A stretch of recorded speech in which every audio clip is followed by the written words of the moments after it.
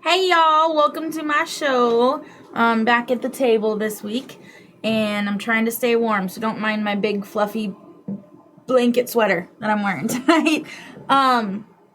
There's a lot to talk about. I'm not sure if you read the description yet, but some of the stuff I talk about tonight is going to be pretty personal. Some of it's personal to the whole country. I want to start off by talking about the Parkland shooting. So about 4.5 years ago, we all know this happened, the Parkland school shooting, where 3 teachers and 14 students and 17 people in total were killed by this animal of a guy who thought the world owed him something. And for 4.5 years, these families have had to sit through stall after stall after stall of this guy's defense team putting in injunction, all kinds of things. I mean, stalling for this reason, stalling for that reason. We gotta wait because of this, and we gotta wait because of that. And these families were also held from saying what they wanted to say. Like when the jury was there, they were not allowed to speak about the crime or about the punishment or about anything that could be seen as giving bias to the jury. They were zipped. They were put in prison, basically, of their minds. I mean, what they were allowed to express. If they made a face, the defense would throw a fit. The defense in this case was insanely disrespectful. Now, I haven't watched the whole thing. I did some research over the last few days on this case, and I'm going to be doing some more. But from what I've seen so far, it's really insane. The judge that presided over this case, from what I understand, did an amazing job.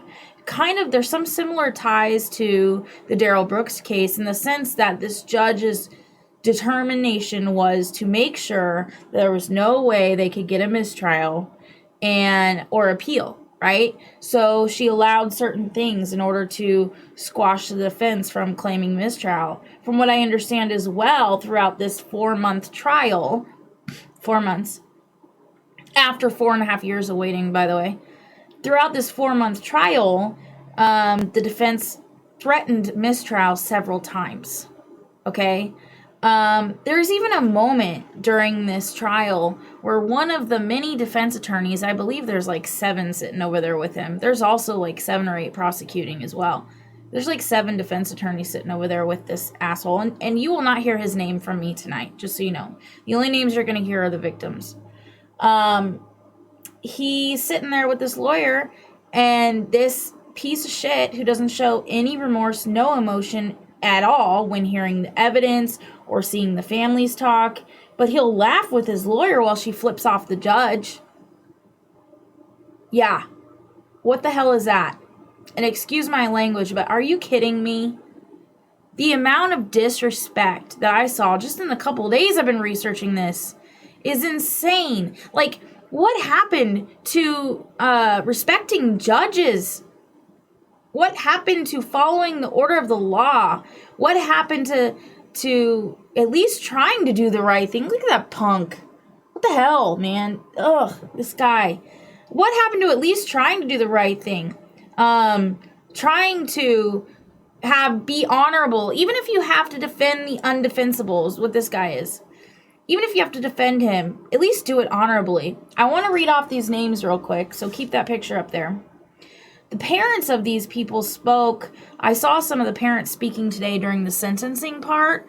Oh man, I was bawling like a little baby. So there's Alyssa Al-Hadif. I think she was 17. Scott Beagle, from what I remember, was 35. Martin Duque, I think, was 14. Nicholas Dwart. I'm butchering these names, I'm sorry. I think he was either 14 or 16. Aaron Feist was one of the teachers. Jamie Gutenberg, she was 14. I remember because her mom and dad spoke. And it was so moving. Chris Hickson is the 49-year-old teacher. Luke Hoyer, I believe, was 17. Kara Lurin, it was 14, I believe. Gina Montalto, I believe, was also 14. Joaquin Oliver was 17. Elena Petty, 14. Meadow Pollock, I'm not sure her age. Helena Ramsey, again, I'm not sure her age. Alex Schachter, Carmen Schentrup, and Peter Wang. These are the victims of this piece of crap.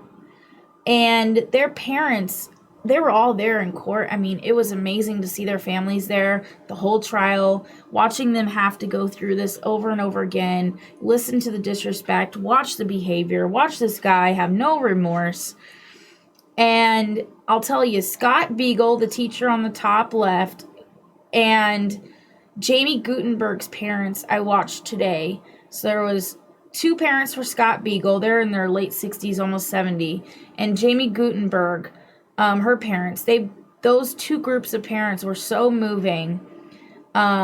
It was incredible. I was bawling like a little baby. And then you look at the perpetrator, and he's just sitting there with this dumb, stupid look on his face.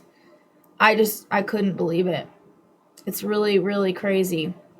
And I'm going to show you a video here in a little bit, but I want to prep you guys before I do that. So, getting back to the story, he has no remorse. He shows no remorse. The defense tried to claim that he's mentally ill. Like I said, they played tricks with the jury. They put him in a outfit to make him look younger than he is. And they made him slouch at the table, kind of like I am now. And he had a mask covering him part of the time, and part of the time he didn't. And they tried to make him look as young and innocent as possible. They played a lot of games. They talked about how inhumane the death penalty is, because this was a death penalty trial. It just boggles my mind. So a couple weeks ago, the jury decided that they were going to request that his sentence would be life in prison, not death penalty. And so the families have had a couple weeks to sit with this. And then the last couple days, they finally get their opportunity to talk in court. Hi, guys. And the jury, of course, isn't in there. They've done their part. They finally get a chance to talk in court. And the things that they're able to say now that they weren't able to say throughout the trial, I think it would have been different. I think what happened was one juror didn't believe in the death penalty. So no matter what they did, he wouldn't have gotten it. And that's a real injustice, you guys. There's a lot of injustices I'm going to be talking about tonight. This one I wanted to start with because I wanted to get the hard part over with. There's some hard things about this case. This guy, I believe he was a teenager at the time, but I think he was 19 or he was 18 when this happened. He claims that he was bullied and he was picked on and woe is me, and he has mental health. The defense tried to claim that he slipped through the cracks, that the mental health system failed him, that he didn't get the proper treatment. But what's interesting is one of the parents got up there and laid out all the treatment this person received. And from a very young age, he never slipped through the cracks. He was receiving all kinds of counseling. He had counseling once a week, counseling several times a week. He was in and out of hospitals. He was on different medications. He was constantly being monitored. He never slipped through the cracks. Yet the defense claimed that and was able to use that in order to get a sympathetic jury. There's all kinds of things this defense did that I believe is very unethical. One of the parents called for the resignation of the leader of this defense team. From what I understand, a couple days prior, he got up there and claimed that these parents were perpetrating violence and making threats against the defense team. And then he tried to say that these families were trying to threaten the defense team's kids. And then he started to try to say, well, judge, if I threaten your kids, she flipped, man. The judge did a good job. Shut him down immediately and made him go sit. But because of that, one of the parents got up there and says, I think he should, I'm asking for his resignation right now, because how could you possibly do that? You flip off the judge, you disrespect us throughout this whole trial, you completely shut us up, we're not allowed to speak in fear of a mistrial, because God knows we can't go through this again. You lie, you bring up things, you misrepresent the truth, and now, when we finally get to talk, after 4.5 years, we finally get to say how we're feeling. And because we dare tell you that if you have children, we're praying for them because you are willing to go to these lengths. Yeah, they understand that they had a job to do. And sometimes defense attorneys have a hard time because they have to defend people that aren't defensible. But they didn't have to do it that way. They didn't have to go that route. They didn't have to lose their morals. They didn't have to sell their soul to defend this guy. And that's, I think, what the parents were getting at. So before we show this video, I want to warn you. It's a video from inside the school during the shooting. It's a part of it you can see the shooter. Part of it you can hear it. So if that is something that you can't handle, I would say step away for a couple minutes and come back. It's only a short video, but I don't want anyone to have issues because of something I'm showing. So I'm giving you a fair warning right now. If any of that is something you can't handle, just step away for about 3 minutes and come back, and we'll talk about it. And here we go. Students and faculty had little time to react. Those who escaped the initial onslaught of gunfire ran for cover and reached out to loved ones. Caitlin Carbachi was at work yesterday when her younger sister, Hannah, texted in a panic. Caitlin, there is a shooter on campus. I am not joking. Call 911, please. Hannah, what? Are you serious? Run. Caitlin, I am not joking. They just shot through the walls. Someone in my class is injured. I am not joking. Call mom and dad. The next message was to her parents, in case she did not make it. I'm so scared, Caitlin. Poor Tell thing. them I love them so much. I know, Hannah, you're gonna be fine. Moments later, she texted about a wounded classmate.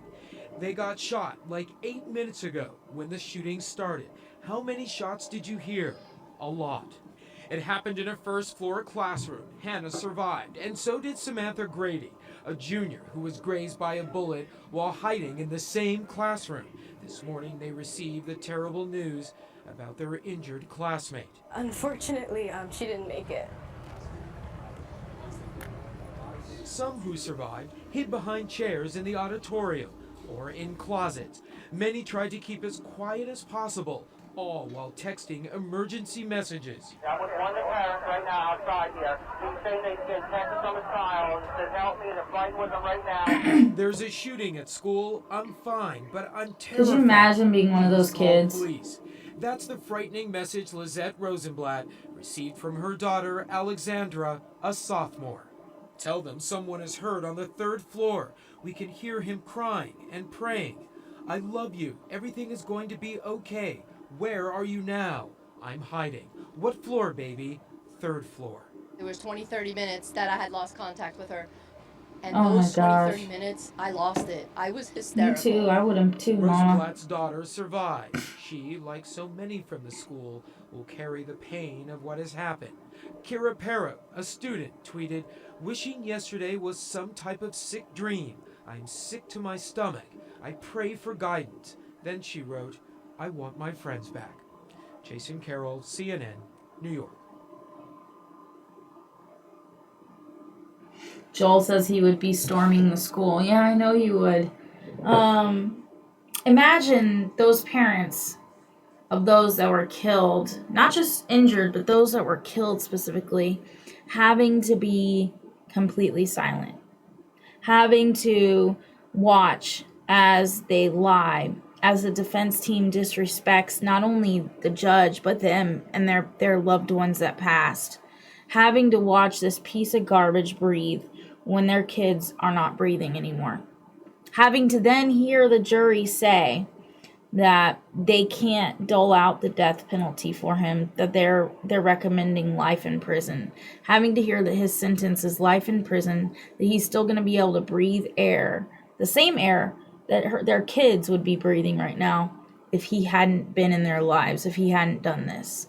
It's, to me, I get, they are so strong, man. They are so strong. I don't even know how I would handle that. I certainly wouldn't be quiet, clearly. I'm never quiet. I don't know what I would do. And I know the reason was that they did not want a mistrial. Luckily, they had an amazing team of prosecutors. Hi, guys. Hi, everybody. And they had these victims advocate groups that were there for them.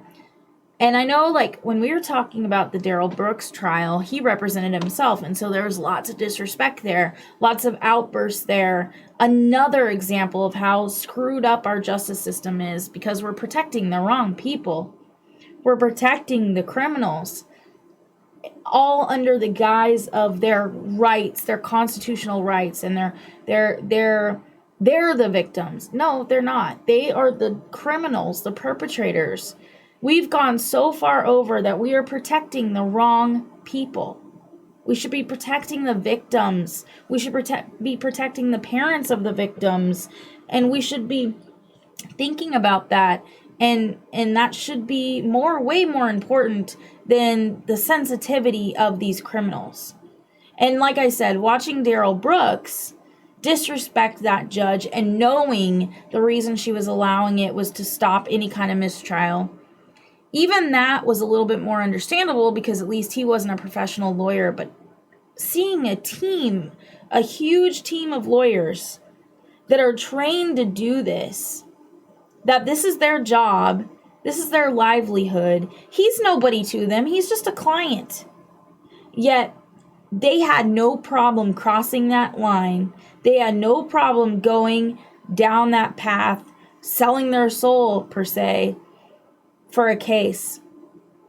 Our justice system is very screwed up. Linda said it would be so hard for me not to go find a way to get to him. I agree. And one of the moms today said, this isn't a perfect quote, so don't quote me on this, but this is the gist of what she said. She basically said, I've thought about this for the last couple weeks, so we've had time to think about it. And we all wanted the death penalty because you don't deserve to breathe the same air. You really don't. You don't deserve to live. But then I thought about the fact that those in prison do not like child murderers. They really don't. And she says, I hope they don't put you in solitary. I hope they put you in general population. And the prison system can take out the justice for us, because they will. And I want you to be scared every day of your life. Because you've been in county all this time. You've been in a county jail all this time. You're about to go to the big boy prison. And she's like, I hope that every second of your life is filled with fear and pain.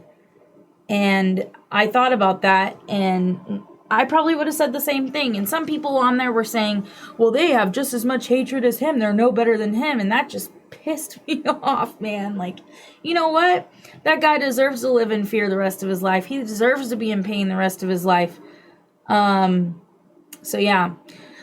Today's topic resume is about our justice system and how screwed up it is. So we're going to go to a commercial, and then we'll come back and talk about more injustices, some that might be a little closer to home for some of you. So our first sponsor is Whitney Signs. They are incredible. We love them. Their work is the highest quality, and they're dabbling in getting involved with community service work right now, which just adds to their amazingness. So check out this video.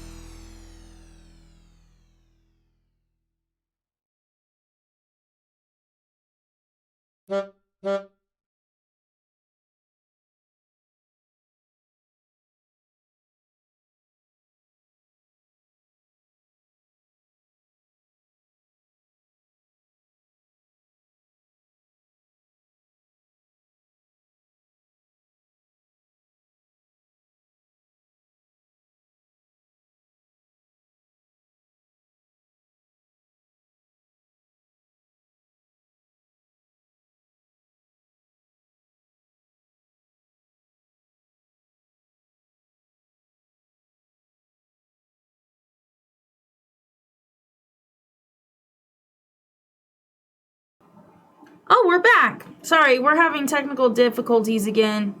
So, let's see what comments we got. Kelly said, yes, it's screwed up. Matthew said, greetings.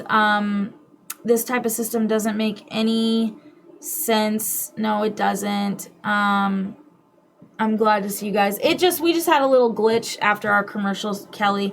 Sapat said, with all these violence and bullying in the school systems and letting them get away with it, it is so disgusting. Parents that allow these kids to become criminals is beyond revolting. Yeah, I agree. So I might have had a couple more pictures that I sent, so let's see if we've got any more of those while I finish up on this topic. This guy, like I said, I'm not telling his name because I think he's got enough notoriety. I think he got his 15 minutes of fame. He looks like a piece of garbage. Psycho killer glasses even. And that lawyer to his right, God, that guy, he was so smug today when I was watching some of the testimonies from the families from yesterday. I was watching them today, and that guy sit there with a smug look on his face. I have never disliked lawyers more than I've disliked these lawyers. I gotta admit, I can't even begin to explain the disgust I have for those lawyers. So there's a lot of injustice in our country right now. That's a great example of protecting the wrong person, giving too much caution to the wrong group. You're giving way too much leeway to the criminal, and you're putting aside the feelings and the importance of those victims' rights. So I want us to think about that, and I think something needs to be done about that. And again, I don't think it has anything to do with gun control. I think it has everything to do with discipline and making these people face consequences for their actions, real consequences for their actions. Because this kid's so deranged, he would have found any way to do this. Someone said, Todd said, I'm already pissed by seeing his face. Yeah, I agree. So moving on. There are lots of reasons our justice system is messed up. One reason that I've noticed a lot, because I've had a few friends on both sides of the coin deal with things like this, and it feels very wrong.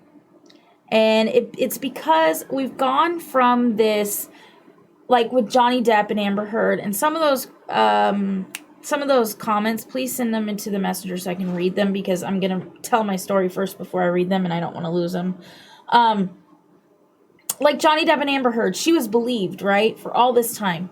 And he had to face that. Those false accusations that were levied at him, he had to face. He lost jobs, he lost friends, he lost opportunities simply because of her word, because of this believe all women concept we've came to.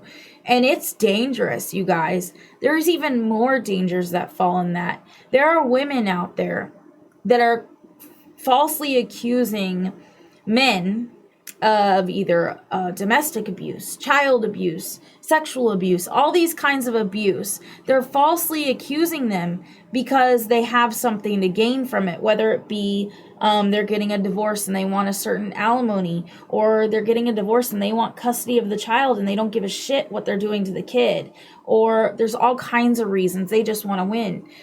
And I'm finding that because of this believe all women aspect, it's way too easy to get something like a protective order, for example. And you'll say, okay, a protective order is a civil thing. It's not that big a deal. Well, it is a big deal, because it doesn't matter if it's true or not. Then there's that stigma. Now you have to go and defend yourself, and you have to have proof to defend yourself, and you have to find a way to get out of this. And they're not requiring proof to create these protective orders. All some lady has to do is put on the paper that I was hit or my child was hit, and write it out, and that's it. And she can go ex parte, which means the other person doesn't even have to know that she's at the court, and file for it, and 9 times out of 10 she's going to get it. And then you have to go through this process of fighting it. And then what do you do? And this is happening a lot. Women are realizing that they have a one-up on these men when they're going through these divorces. They're realizing that, oh, I could claim abuse, and then I can have custody. I can file a report. Some of them are going so far as filing police reports and trying to criminally charge these guys just to get a one-up on them. And I'll tell you, it does damage in the long run. But I've got some inspiring information that I found out today that's really helpful to people that are going through this. Joel said a protective order can remove you from your home for weeks or a month before you ever get to court. And you have to leave in 15 minutes. Yep, that's true. That is absolutely true. I know from experience. Yeah, and it's sickening It's honestly sickening, you guys, that this is happening and people are not honest about it. They're using it. And yeah, you're right. Women are not angels. You're absolutely 100% correct. And that's the thing is some women are willing to lie in order to get what they want. Some women are willing to lie. I'm going to read a couple of your comments here real quick. John Nieder said, I think a lot of the problem is that lawyers don't seem to focus on prosecution and defense. Instead, they focus on win or lose. The job of a defense lawyer is to ensure that their client receives a fair trial under the law. It is not their job to twist and pervert the law in order to get a guilty client off. Exactly. When did it become that their job was to lie and do whatever it takes to get this person out of trouble? Sorry, I'm turning this heater off real quick. When did it become that? You know? And that's the dangers that we're facing right now. Millie said, as a woman, let me say, women are not angels. We need to set a mindset that a woman can be a criminal too. Exactly. So I'm learning a lot in this area because my heart is kind of in this area. Specifically for the kids, because if you have a parent that's willing to lie about the other parent in order to get what they want, in order to further control that person, in order to get the custody of the child or whatever it is that they want, the person that they're hurting the most is that kid. And then that kid is forced to either defend the parent that they're being held from or make the parent that they're forced to be with all the time happy. Which one do you think the kid's going to do? They're going to do whatever it takes to be as comfortable as possible. And then they've got this fight in their head of, well, mom's saying dad's this really bad guy, but I don't know him that way. Am I just not seeing it? Do I believe my mom, who I love very much, or do I believe my dad, who I love very much? In these situations, the best thing parents can do, if you can't get along with each other and you can't stand each other, okay, that's fine. But you need to be amicable for your kids. And your focus needs to be taken away from I need to win and I need to win and I need to get what I want. And it needs to be solely on that child and what's best for that child. The second you take your focus off of what's best for that child, that's when you're in the wrong. 100%. Joel said the solution is simple. If a woman is caught lying and abusing the system, make it a felony with fines and jail time. And if it is used to get child custody, they should lose full custody. I agree with that. And I was reading some information today about a couple of women in Oklahoma that this happened to. And I'm going to read that story real quick. But I firmly believe that if a woman is found, like if her accusations are founded untrue, right? If her accusations are found to be untrue and there's no evidence, she needs to be prosecuted. I'm sorry, but if you're willing to harm your child just to win a case, you need to be prosecuted, and it needs to be major. Michael said, what is the benefit of getting custody using the wrong way? This is going to affect the child so much no one knows that. Absolutely. Your child can be damaged forever. It's not a simple thing. It's a forever thing. And I can tell you, having your parents fight over you is very damaging. And that could damage an adult. Think about what it does to a little kid. And man, I was lucky because I grew up in a home where my parents were together when I was a kid. They got a divorce when I was an adult, but they never ever used me as a pawn, even as an adult. And I can tell you, it hurt me as an adult what they went through. I cannot even imagine if one of them decided to launch false accusations at the other and what I would have had to go through as a kid trying to decipher in my head what's right and wrong. I would be completely lost. And it's amazing to me that these people are willing to do that. So I'm going to read you the story about these women in Oklahoma. So bear with me while I read a little bit because I want to get the story correct. So this is a story. It's about false accusations in order to win a custody battle. 2 women in Oklahoma have been arrested for making false accusations and false claims about one woman's husband to help her win an upcoming custody battle. Authorities said the women delivered a phone Oh, I'm sorry, I skipped a line. Law officers in Garvin County, Oklahoma said one of the women and her friend tried to frame the husband by placing graphic sexual images of young children on his cell phone. Oh, his old cell phone, I'm sorry. Authorities said the women delivered the phone to the Wynwood Police Department on April 18th. Gavin County Sheriff's Department officials then joined the case. The husband was soon arrested and jailed, but only for one night. Officers became suspicious when they found no images of child pornography on the man's current phone, but only on the old phone his wife had brought them. They questioned the women, and soon the wife confessed to the plot, saying she had made the false report of a crime as a way to protect her child. In doing so, she and her accomplice only managed to subject themselves to felony charges. These charges include conspiracy to commit a felony and knowingly reporting a false crime. In addition, the charges include aggravated possession of child pornography. Yeah, because they're the ones that had to look it up, right? Uh-oh, I lost my spot. Hold on.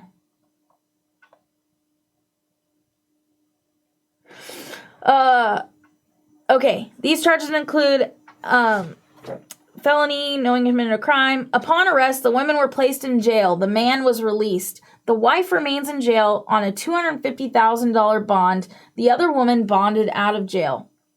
Garvin County Sheriff Jim Mullett said he'd never seen anything like this detailed and this so thought out to try to get somebody put away.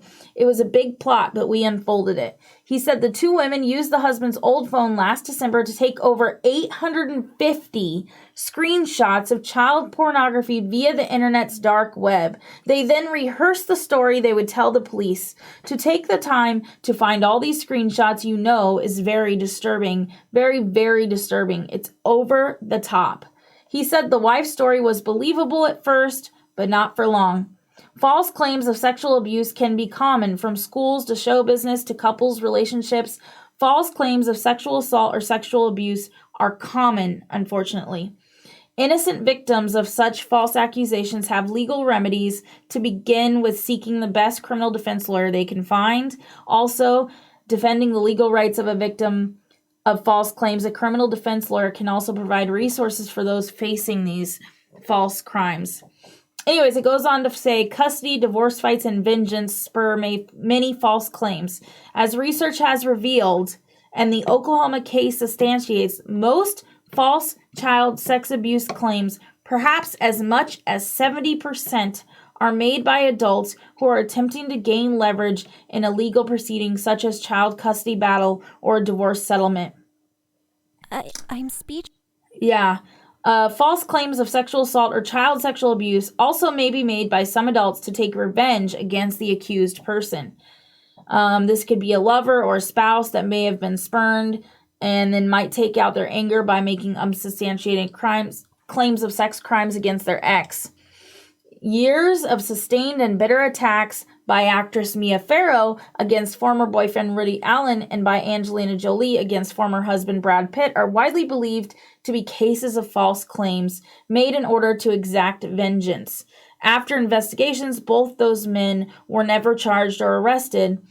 It goes on to give you some stats about this stuff, but this is what threw me for a loop. So a study recently came out that 7.6% of all reports of child sex abuse are false allegations. And 10% of all child abuse claims are false. That's a huge amount, you guys. Huge. Sapat says, I've seen and talked to females when I used to go to domestic violence class play victims. They were the ones that got themselves put in jail for beating the crap out of and trying to kill their significant other or spouse. Ooh, jeez, that's awful. So this is an example where justice was served quickly, right? But in a lot of these cases, it's not that quick. A lot of these cases, it happens for a long period of time. And when we come back from this next commercial, I'll tell you a little bit how you can fight it. Our next commercial is Hitch and Post Pizza. They're amazing. They're the best. And Val, the owner, and her husband are just incredible people. So if you're ever in the area, or even within an hour or two of the area, come check out Hitchin Post Pizza.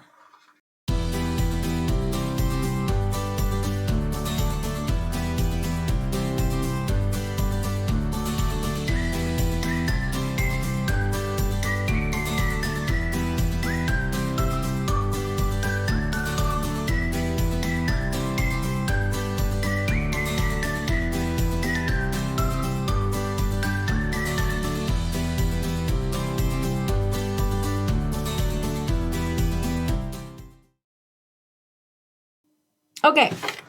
Millie said, I just got goosebumps hearing these things. Todd said, best pizza ever. Yeah, for sure. So I'm going to give you kind of a detail along the way of how you can fight this, ways to fight this. So let's say it starts off with a protective order. Say you get kicked out of your home. There's a protective order against you because your wife and you are separating and she wants to have a leg up on you. And these allegations are absolutely false. Okay, say she's claiming you abused her or the child, but they're absolutely false. First thing you need to know is, yes, you need to fight it and push for a hearing, but do not go alone. Get a lawyer immediately. Get a lawyer. Do not go alone. It'll never be in your favor. They will walk all over you. The judges also are in the women's corner, always. So get a lawyer. Next thing you need to know is get a timeline put together, pictures, recordings, text messages, any kind of evidence you can get that shows that this did not happen. And if there's a date on this claim of abuse, if you have a Google phone, I'm pretty sure Google Maps can trace everywhere you've been. If you have any way to prove you are not in the same area as this person, get that information. Any way you can show where you were on that date, especially if they put a specific day and time. If you can prove that you were nowhere near them at that time, you need to have that. But you always have to have a lawyer. So that's how you can fight the protective order. Sometimes they'll still uphold the protective order, but you have to have a lawyer with you to have any kind of chance, okay? Say CPS is called because of this order, okay? CPS is investigating. Do not cooperate with them alone. Say, I'm willing to cooperate, but I need a lawyer present first. Let your lawyer help you through this. If CPS is requiring you guys to have counseling, whether it be individual or family counseling, do not take the counselor that they offer. Find your own counselors, okay? Because the counselors that they offer, usually they're afraid to contradict CPS investigators' findings for fear of losing their contract. They get paid for counseling abusers, not for finding that you are not an abuser, okay? If you have no choice and are required to see one of their therapists, it's also a good idea to hire your own as well. If CPS has determined that you abused your child, they usually present you with a written finding. They should also inform you about your right to appeal their finding administratively. Do not miss the deadlines for filing an administrative appeal. A significant number of CPS findings are overturned on administrative appeal. A father's rights organization or counselor referred by them can often help you with your appeal in addition to your attorney. If you are falsely accused of domestic violence, either a misdemeanor or a felony, now we're getting into the criminal. Say they called the police and now the state is charging you with something and you have to go to trial. It may be tempting to plead no contest, which I can attest. They try to get you to plead no contest, say it's no big deal. It's a misdemeanor. Let's plead no contest. Then you can go to these classes. It's a deferred adjudication. You pay a fine. You attend these batterers intervention classes and counseling, and then they'll wipe it from your record. This is a trap. If you do this, it will seriously weaken you later in a custody battle and in civil and family court. So do not fall for that, okay? The best thing you can do is get a lawyer for both. Say you're fighting civil and criminal. You need a civil lawyer and you need a criminal lawyer. They will appoint you somebody, but you need to make sure that person that's appointed to you criminally is good. Okay? If that person doesn't believe in you and you think that they're trying to push this class on you instead and they're not willing to fight for you, you go find someone else and find someone that'll fight for you. The worst thing you can do is roll over and take it for fear of more fighting, for fear of having to go through the process. It's a long process, but you have to do it. You've got to fight every step of the way, because I'm going to tell you this.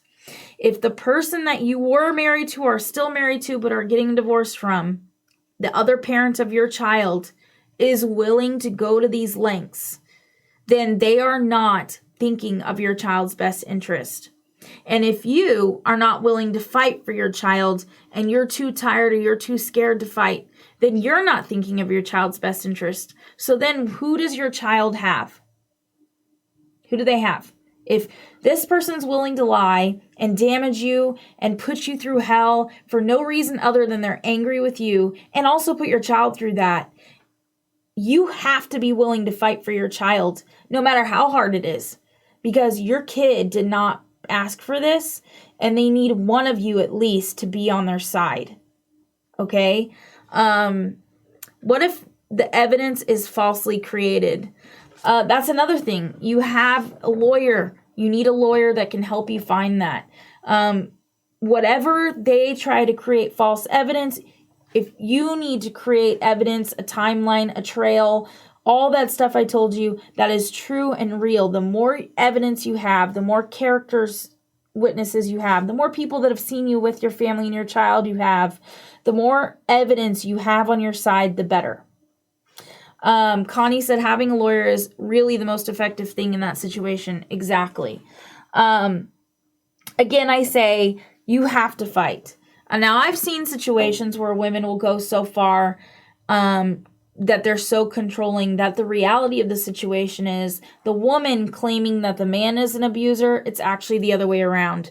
The man is the victim. He's been in this marriage for a long time, and he's been controlled and verbally and emotionally and physically sometimes abused by this woman, but men typically don't believe that they can be abused, so they let it go. They don't think of it that way.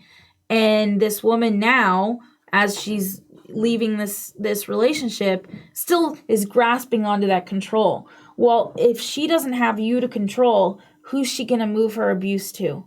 That child. Another reason you have to fight for your kid or kids. I know that this can be hard, and it sucks that our justice system is screwed up. And I can tell you this, one of my passions is fighting for this stuff, being an advocate for those that need it. And I will continue to do that. But I urge you, if any of you are going through this, you have to fight back.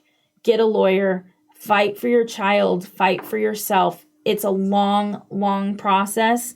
If you have an evil person that you're fighting against that's willing to do anything, they will probably fight you until that child is an adult. Okay? So you have to be prepared for the long haul. Because even if you win the battle, they will keep coming back and trying to hit you more and more and more. And that can get overwhelming and that can get exhausting. But you have to keep fighting, because this does permanent damage to these kids. The real problem here, the real damage that's being done is to these children when the justice system is so quick to believe women that are lying. They're so quick. And unfortunately, a lot of times the justice system is set up to protect the abuser. And that is scary. That's a very scary thought that that's the case. And so I urge you guys to fight for your rights. Again, another thing I wanted to talk about, and we can go to another commercial real quick before I talk about the rest of this. So I'm thinking we need to do the Slappy Dwarves commercial. There's this really cool game coming out. It's not out yet, but take a look at Slappy Dwarves.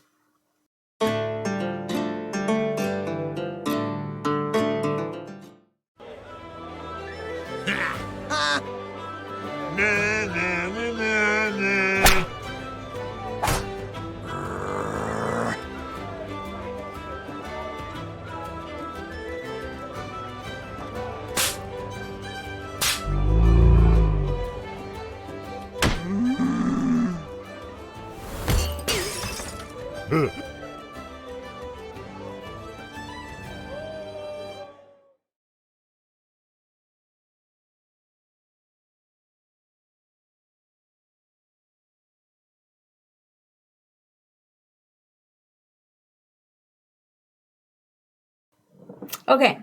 So I know there's a couple comments there. Millie says, I don't know why, but every time I come to see your show, it gives me new hope to fight situations more. Oh, thanks, Millie. That's great. I'm happy to do that for you. And that's one of my goals here. Let me see. There was another comment. Sapat said, when Jay and I went through DHS, family court, and my domestic violence groups, we both had a really good lawyer and helped fight for us. That's why our lives have changed a lot. We watch other families in court didn't care about their kids because drugs were more important than their kids. Oh, that's sad. John Nieder said, many years ago, it was common in DV cases to just plead out and pay a fine as advised by your lawyers. Flash forward, and the firearms law was changed to include any conviction for domestic violence. As a result, thousands of people, mostly men, lost their rights, their 2A rights, and many lost their jobs because they were law enforcement, security guards, and such. And that's another danger here if you don't fight. Just the plain accusation, the false accusation, can be enough to lose your job. And this is another way that the justice system is helping abusers further abuse their victims. In reality, that's what they're doing.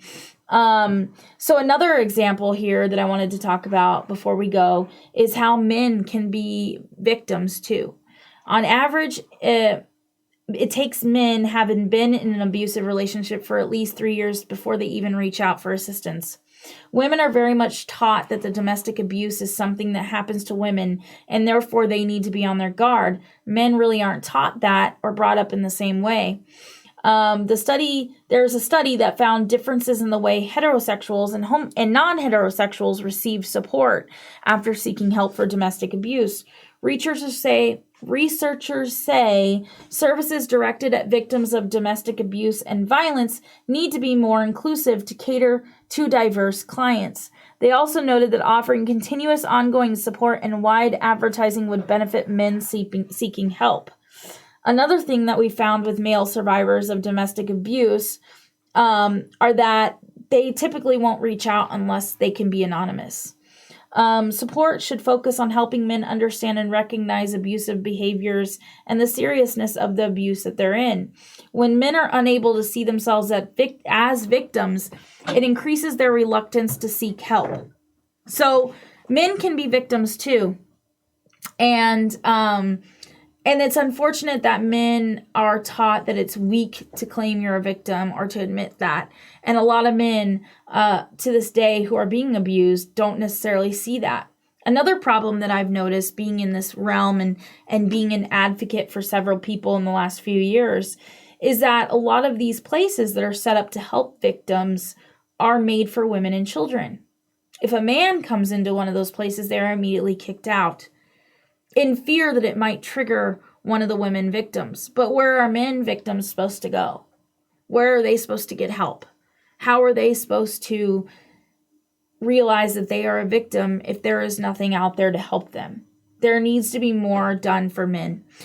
There needs to be more done for men that are straight out victims of abuse. There needs to be more for men that are dealing with false allegations. That is another form of abuse. We need to do better. Our justice system needs to improve tremendously, and that's in civil and criminal ways. And I personally will continue to try to be an advocate for people that come across me and ask, and I might be pushing harder in that area. I'd like to see more people fight to advocate for those that they know need help, and also tell the truth. I mean, if you hear a rumor about somebody, say it's a man in your community or a man that's famous, and you hear a rumor about them that they're abusing this woman, like Johnny Depp, for example, don't perpetuate that rumor. Find out the facts, learn for yourself, do your own research, get to know that person if it's possible, hear their side of the story too, because there's always more than one side to the story, and the truth is usually in the middle, okay? So if you're only hearing from one side, they can easily be lying to you to gain sympathy, to gain services, to get a one-up, or to win, basically. So I urge all of you to not fall for helping spread those rumors, because they can be very dangerous. They can put people in danger of just walking in their neighborhood. They can put people in danger of losing their careers. They can put people in danger of losing their families. So I urge you to not take part in that. There's too many people that jump on the bandwagon, especially online, and perpetuate these rumors, perpetuate this abuse. And then, if you see something going on, an injustice going on, fight for it. Do something. We all need to stand up and fight for this stuff. So I've got some comments. Joel said the Powerball's up to 1.5 billion. Holy moly, do we need to get tickets? Not that we would win, but it's fun to dream. John said statistically about 40% of DV cases are men that are the victims. That's a huge percentage, you guys. As a princess, I am always underestimated. Yep, that's true. I am. In our society, it is almost like men can't be a victim of abuse. We need to change that thinking from our minds first. Absolutely, Lauren. Even a coin has two different sides, then a story can have two sides too. That's true. There's a lot more to it than you may know. So I urge you to seek the actual truth. And fight for these people that are in this space. And if you're dealing with something like this, please get a lawyer, reach out to support, reach out to advocates in your area that will help you, and good luck. I don't wish that on anyone. I hope you guys have a good week. Stay warm out there, and we'll see you next week. Bye. Good night. Good night. Goodbye, everybody.